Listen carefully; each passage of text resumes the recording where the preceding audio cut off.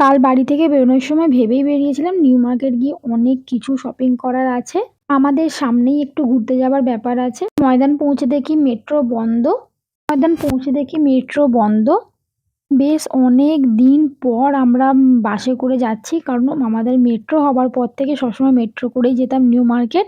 এই সোজা ঢুকে পড়েছি জুতোর দোকানে। আমি জুতো আগে থেকেই পছন্দ করে এসেছিলাম, মানে একটা বুট পছন্দ করে এসেছিলাম, বা সেদিন আর নেওয়া হয়নি।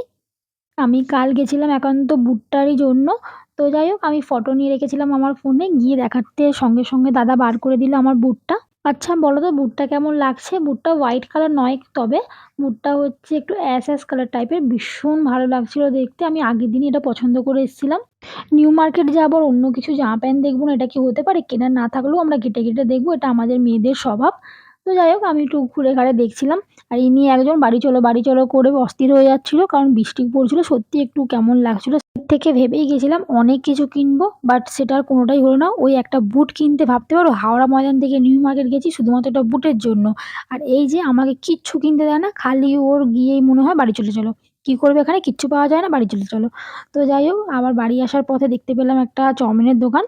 দেখতে পেলাম বলতে, আমরা যখনই যাই এখানেই খাই। দাদার দোকানে খুব ভালো টেস্ট চাউমিনের, আমার তো বিশাল ভালো লাগে। তোমরা কে কে খেয়েছো আমাকে কিন্তু কমেন্ট করে জানিও।